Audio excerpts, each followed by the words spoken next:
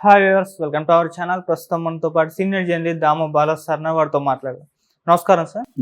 Sir, Congress senior నేత D Srinivasarao గారు చనిపోవడం జరిగింది సార్. మరి ఈ నేపథ్యంలో ఆయన పొలిటికల్ జర్నీ కానివ్వండి, బయోగ్రఫీ గురించి కానివ్వండి, మీరేం చెప్తారు సార్?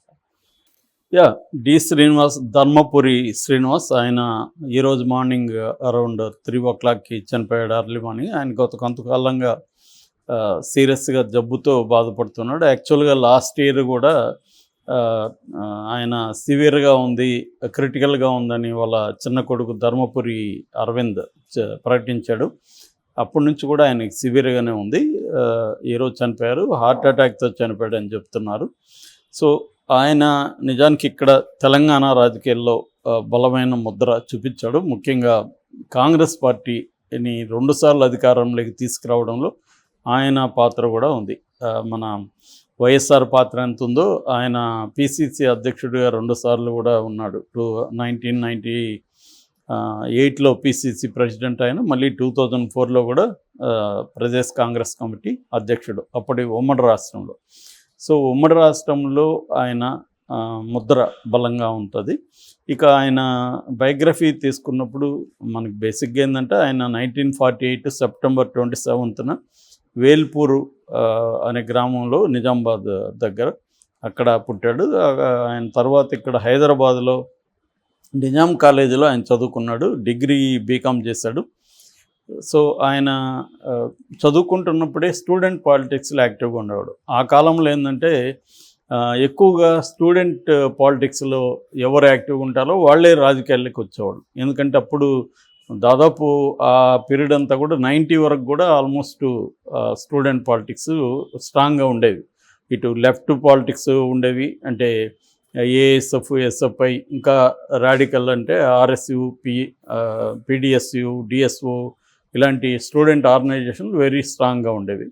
ఇటు పక్క రైట్ వింగ్ అనుకుంటే ఏబీవీపీ లాంటి సంస్థలు ఇటు పనిచేసి, ఇవి కాకుండా మెయిన్ స్ట్రీమ్ ఎన్ఎస్యుఏని, తర్వాత తెలుగు విద్యార్థి అని, ఇటు మెయిన్ స్ట్రీమ్ పార్టీలకు సంబంధించిన స్టూడెంట్ వింగ్స్ కూడా ఉండేవి. సో ఈ స్టూడెంట్, మనం ఇప్పుడు వంగవీటి రంగా కానీ, చంద్రబాబు నాయుడు కానీ, వెంకయ్య నాయుడు కానీ, రాజశేఖర రెడ్డి కానీ, ఇలాగ వీళ్ళందరూ కూడా స్టూడెంట్ పాలిటిక్స్ నుంచి మెయిన్ స్ట్రీమ్ పాలిటిక్స్కి వచ్చిన వాళ్ళే.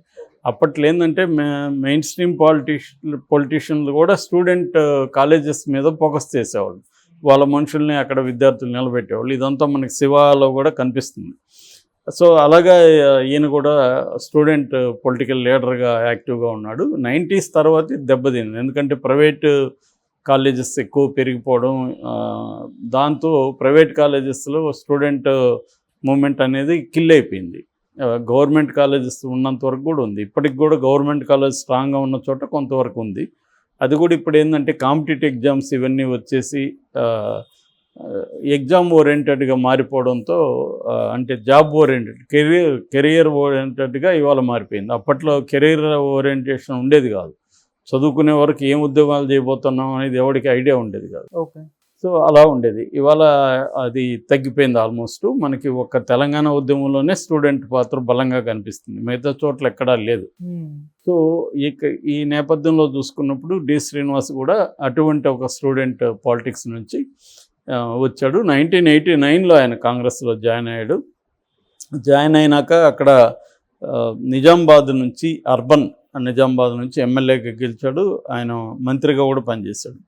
తర్వాత 98లో ఆయన పిసిసి ప్రెసిడెంట్గా చేశారు. బేసిక్గా ఈయన మున్నూరు కాపు, అంటే బీసీ కిందకు వస్తుంది, మున్నూరు కాపు కులానికి చెందిన వ్యక్తి. సో బీసీల్లో నుంచి స్థాయికి ఎదగడం, లీడర్ అనేది కూడా గ్రేట్ అని చెప్పుకోవచ్చు. అయితే ఈయనకి మామ వరుస అయ్యే అరుగుల రాజారాం కూడా అప్పట్లో రాజకీయాల్లో ఉండేవాళ్ళు. ఆయన ఇన్ఫ్లుయెన్స్ ఈయన మీద ఉందని చెప్తారు. సో అది కూడా ఈయన మీద పనిచేసింది. సో అలాగా ఈయన మినిస్టర్గా పనిచేశాడు. 98లో పిసిసి ప్రెసిడెంటు, మళ్ళీ 99లో సెకండ్ టైం ఎమ్మెల్యేగా గెలిచాడు. ఆ తర్వాత అసెంబ్లీలో కూడా ఉపనాయకుడిగా కూడా పనిచేశాడు అన్నమాట. ఆ తర్వాత మళ్ళీ 2004లో ఈయన మళ్ళీ పిసిసి ప్రెసిడెంట్ అయ్యాడు. 2004లో థర్డ్ టైం మళ్ళీ ఎమ్మెల్యేగా గెలిచాడు. అప్పుడు వైఎస్ఆర్ క్యాబినెట్లో మంత్రిగా కూడా పనిచేశాడు ఆయన. అయితే 2009లో ఈయన ఓటమి చవి చూశాడు. మళ్ళీ 2010 ఉప ఎన్నిక జరిగితే అందులో కూడా ఓడిపోయాడు. మళ్ళీ 2014లో కూడా ఆయన ఓడిపోయాడు. సో 3 సార్లు ఓడిపోయాడు ఆయన లైఫ్లో. తర్వాత ఎమ్మెల్సీగా కూడా ఉన్నాడు ఆయన. 2013 నుంచి 15 వరకు ఎమ్మెల్సీగా కాంగ్రెస్లో ఉన్నాడు. అయితే రెండో టర్మ్ కూడా ఆయన ఎమ్మెల్సీగా తనని పెడతారు కాంగ్రెస్లో అని ఆయన నమ్మాడు. బట్ ఆయన పెట్టలేదు. దాంతో ఆయన కాంగ్రెస్ మీద కోపంతో అప్పట్లో టీఆర్ఎస్ ఉంటే 2015లో వెళ్ళి టీఆర్ఎస్లో చేరాడు. టీఆర్ఎస్లో మళ్ళీ అప్పటి నుంచి ఉన్నాడు. అయితే టీఆర్ఎస్లో కూడా ఆయన కొంత మళ్ళీ అసంతృప్తులు వస్తే 2023లో మళ్ళీ ఆయన బ్యాక్ వచ్చాడు. సో బేసిక్గా రాజకీయంగా తర్వాత బ్యాక్ వచ్చినాక పెద్ద యాక్టివ్గా లేరు ఆయన. అప్పటి నుంచి ఆరోగ్యం కూడా బాగాలేదు. సో ఇన్యాక్టివ్ అయిపోయాడు. సో ఆయన కాంట్రిబ్యూషన్ ప్రధానంగా మనం మాట్లాడుకోవాల్సిన ఏమంటే, ఒక బీసీగా ఉండి ఒక రాజశేఖర రెడ్డికి ధీటుగా ఎదిగి, ఒక రకంగా రాజశేఖర రెడ్డికి అసంతృప్తి వర్గంలో కూడా ఈయన ఉన్నాడు. కానీ ఈయన కొద్దిగా అల్ట్రా యాంటీ కాదు రాజశేఖర రెడ్డికి. పి జనార్దన్ రెడ్డి లాగా అట్లా కాకుండా కొద్దిగా ఈ అన్ని వర్గాల్ని కలుపుకొని పోయే ఒక స్వభావం ఉన్నది. సో క్రైసిస్ మేనేజ్మెంట్ చేయడం కానీ ఇటువంటివన్నీ ఈయన బాగా చేయగలిగాడు. అందుకని కాంగ్రెస్లో చూసుకుంటే ఎప్పుడైనా కూడా కాంగ్రెస్కి బయట ప్రతిపక్షం అవసరం లే, కాంగ్రెస్లోనే ప్రతిపక్షం ఉంటుంది. సో అది కాంగ్రెస్ పార్టీకి ఉండే ఒక ఇది. అది కొంత ఇంటర్నల్ డెమోక్రసీ కూడా కాంగ్రెస్లో ఉంటుంది అన్నమాట. మిగతా పార్టీలతో పోలిస్తే కాంగ్రెస్లో అందుకనే అసంతృప్తివాదులు ఎప్పుడూ ఉంటారు కాంగ్రెస్లో. ఒకప్పుడు రాజశేఖర రెడ్డి కూడా అసంతృప్తివాది, మళ్ళీ ఆయన మీద చాలామంది అసంతృప్తివాదులు. అలాగా ఈయన కూడా అలాగ ఉండేవాడు. కానీ ఈయన అన్ని వర్గాలని కలుపుకోపోవడం, వాళ్ళు ఎవరికైనా ఇబ్బంది ఉంటే వెళ్ళి మాట్లాడడం, అవన్నీ చేసేవాడు. ఎవరితో కూడా వ్యక్తిగతంగా గొడవలు పెట్టుకోకపోవడం, ఈ ఒక బ్రాడ్ మెచ్యూరిటీతో పనిచేశాడని చెప్పచ్చు. సో దానివల్ల కాంగ్రెస్కి మంచి మేలు జరిగినప్పుడు వివిధ వర్గాల్ని కలుపుకోబోయే నాయకుడు కావడం వల్లే ఈయన 2 సార్లు పిసిసి ప్రెసిడెంట్గా ఉన్నాడు. అంటే మామూలుగా మనకి ఇండియన్ పాలిటిక్స్లో చూసుకున్నప్పుడు, పాలిటిక్స్లో కావచ్చు, లేకపోతే సంపదలో కావచ్చు, జ్ఞానంలో కావచ్చు, ట్రెడిషనల్గా మనకి అగ్రకులాల వాళ్ళే ఉంటారు. బేసిక్గా బ్రాహ్మణ, క్షత్రియ ఇవి ఉండేవి. తర్వాత శూద్ర కులాలు అంటే కమ్మారెడ్డి, వెలమ, ఈ కులాలు రంగంలోకి వచ్చాయి. సో మనం అది ఒక 2-3 సార్లు కూడా చెప్పుకున్నాం. కమ్మాస్ డెల్టా, కోస్తా డెల్టా వీటిలో ఉంచి కమ్మాస్ ఎలా క్యాపిటలిస్టులుగా ఎదిగారు, అట్లాగే రెడ్లు రాయలసీమ ఇటు తెలంగాణలో నుంచి రెడ్లు ఎలా క్యాపిటలిస్టులుగా ఎదిగారు. సో వీళ్ళే అధికారంలో కూడా పొలిటికల్ పవర్ కూడా వీళ్ళ చేతిలోనే ఉంది. కమ్మారెడ్డి బలంగా వీళ్ళ చేతిలోనే ఉంది. దాని తర్వాత మనకి కొంత చెప్పుకోవాల్సింది కొంత క్షత్రియ కమ్యూనిటీ, ఇటు వెలమ కమ్యూనిటీ వీళ్ళు కొంత వచ్చారు. ఆ తర్వాత కాపు కమ్యూనిటీ. సో బీసీలు అధికారంలోకి రావడం అనేది కాంగ్రెస్తో మొదలైంది యాక్చువల్గా. దాని తర్వాత ఎన్టీఆర్ వచ్చి బీసీలకు పెద్దపీట వేయడం మొదలుపెట్టాడు. అలాగా ఇంక్లూజివ్ పాలిటిక్స్ అంటారు. అంటే వివిధ వర్గాల్ని ఇంక్లూడ్ చేసుకుంటా వెళ్ళాలి, అప్పుడే అది బ్రాడన్ అవుతుంది. అలాగా వీళ్ళ సంఖ్యరీత్యా బీసీలు బలంగా ఉంటారు కాబట్టి బీసీలను అనివార్యంగా మెయిన్ స్ట్రీమ్ పొలిటికల్ పార్టీలోకి తీసుకోవాల్సి వచ్చింది. వాళ్ళకి పవర్ షేర్ చేసుకోవాల్సి వచ్చింది.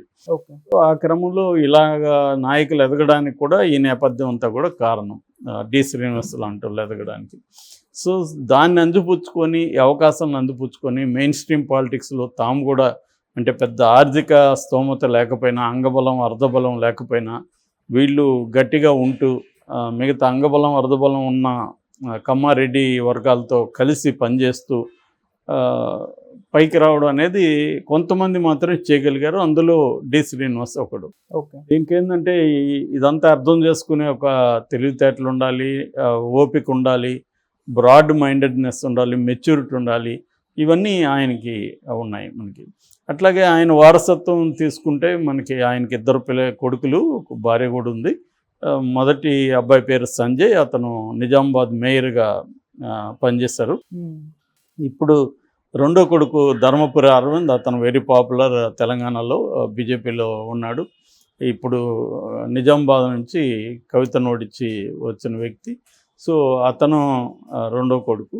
సో ఆ రకంగా తన లెగసీని ఆయన అంటే బీసీలో ఉండే రాజకీయ లెగసీని వదిలాడు, తన వ్యక్తిగతంగా కూడా తన లెగసీలో తన కంటిన్యూ అవుతున్నారు. Okay, thank you so much.